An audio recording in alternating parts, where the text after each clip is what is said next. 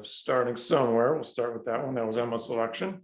And the writer, Melissa Mulvihill, the title, A Mouthful of Storm. So if you wouldn't mind, you could share a little bit about why you picked it, what you got out of it, maybe even first reading, what drew you in. Yeah, so I really loved this piece, both the structure and the message. I love the format, how it's lyrical prose, and the first sentence is a simple sentence, and the majority of the middle is comprised of these complex sentences, and then at the very end, it goes back to a simple sentence. So both in structure and the context and tones of the piece, there's this really pleasing symmetry about it. And I really like how the last few words are the title of the piece. I always love when literary works do that. I love seeing how titles are incorporated into the piece. And I love pieces like this that take something that is seemingly trivial and unassuming, like wind, and kind of zooms in and explores a deeper meaning, because obviously wind is something that we experience all the time. And for someone to take that and think this is more meaningful than what we see at the surface, and to write something like this, I think is really amazing. And back to the final line, which is, "This is everything I can say with a mouthful of storm." I like how it's such a short and seemingly simple piece that builds off brevity in both its structure and meaning, but then the last line reflects on how I see it, how the speaker has a finite quantity of their feelings that they can express in this piece due to the strength and nature of the feelings. I just really like how, like I said, this piece really builds off brevity, but it's very purposeful brevity. Wonderful. Yeah. Thank you for adding those ideas in there. That's not even necessarily something I noticed quite so much in my reading was the structure. It's a block of text, one paragraph or stanza, depending how you want to cut it. But just like you said, first sentence short, last sentence short, and then lots of complexity in the middle.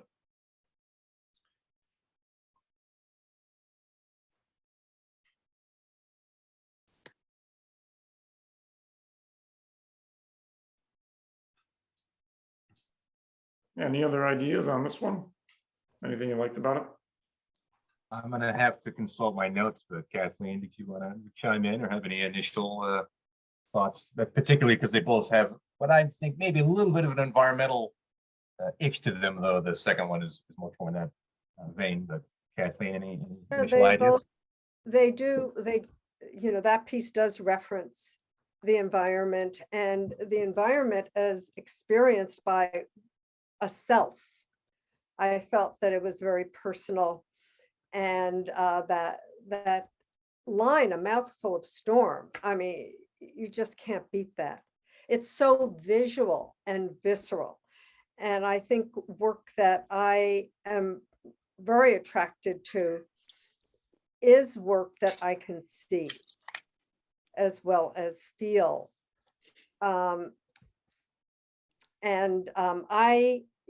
I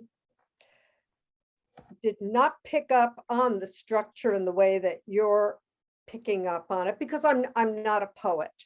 I appreciate, I'm a reader and a feeler of poetry, but I'm not a poet. But yes, that is, it worked. It's quite effective because it just captures you in that it's like a bullet point at the beginning. And then, or if we were with screenwriting, it's like a cold open and a tag. And then you've got, act 1, act 2, act 3 in between. And it just plays out in that way that you get this entire story, and then there's a button on it. at the end, and it's very effective. Love it. Emma, are you local? Do you know anything about Buffalo or Lake Erie or anything like that? I do not know. Yeah, so my relationship to this piece unfolded because I live right near Lake Erie and I live in Buffalo. So I'm always suspicious of local themed pieces. I just have this kind of allergy, partly because I had the experience that Kathleen had of going away. I moved to Beaumont, Texas for a long time, which wasn't like another country, it was more like another planet, but kind of coming and going and wanting to come home, and the things that are positive and the things that are negative. I'm always a little bit anxious when I see a local piece that makes local references. So I came in suspicious. So my first experience of the poem was, okay, there's going to be a local poet about local nature things. Then I immediately got into the imagery of the storm, and I figured out eventually, first read through, a mouthful of storm could partly be literal. This is somebody on a Lake Erie experiencing a thunderstorm rolling in, and they're actually kind of leaning into it, and the wind is blowing into their mouth, kind of breathing into them. And that's kind of electric. I love that. I'll admit that I think there's a lot of people like me who get high as a kite before a big storm comes, right? There's something electric and exciting, and there's an energy to that I gravitate to. I'm not a risk taker. I'm not an adrenaline junkie, but that particular moment before a big storm is happening seems very rich and very pregnant. There's a lot of good stuff going on. I looked at lines like "old things are destroyed," and I nod and I said, okay, that's circle of life. That's familiar. But then we get to the dried up lake bed. And this reminded me, Kathleen, of you mentioning a dried up lake bed. This gives a little ecological edge for me because there are lakes in the United States right now that are drying up, and old mafia assassinations are being found. In other words, the mafia is now worried about climate change because it's revealing things, it's uncovering things from the past. And I'm sure that wasn't necessarily directly intended, but dried up lake beds, water moving, it's a lot of stuff happening for me there. And then I said, okay, do I buy the mouthful of wind or the mouthful of storm?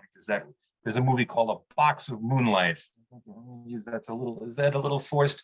But the physicalization of it, like you're getting the wind hitting you in the mouth and kind of maybe forcing breath into you.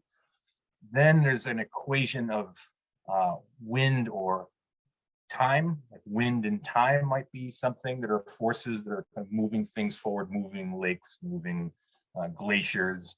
And so I got time, okay, wind, the wind is being breathed in and breathing itself.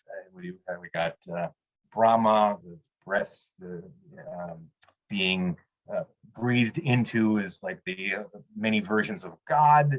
So there's maybe a little bit of a religious undertone, and I don't have to have it there, but the layers started adding up. Even though I came to it initially very suspiciously, I kind of felt one layer after a layer. And by the time I was done, it kind of hit me. And I was like, oh, hell, all right. I kind of want to go to Lake Erie right now. If there's a big storm coming in and lean into it. So the piece captured me that way, kind of seduced me, and it was great.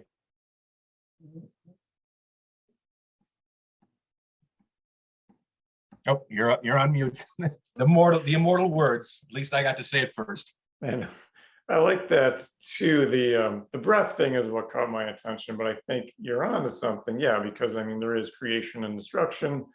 That goes back to the, like you're mentioning, mythological context. That's right there. In breath, out breath, creation, destruction.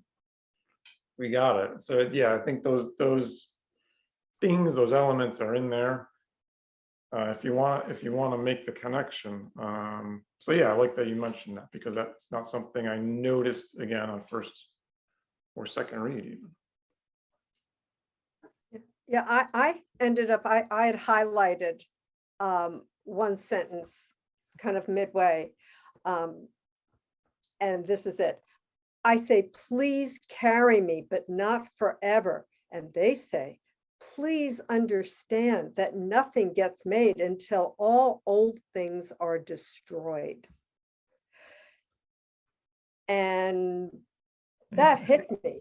even if it had not been partially italicized, that seemed like a very important and piece of dialogue in the midpoint of this piece, because it is dialogue. It's I say, and then they say. And please carry me, but not forever. You know, I got to think like, what does that mean? You know, but not forever. And that nothing gets made until old things are destroyed. That is part of the whole creative process. You know, it's for me, it's, you know, it's rough drafts. It's those early sketches. It's the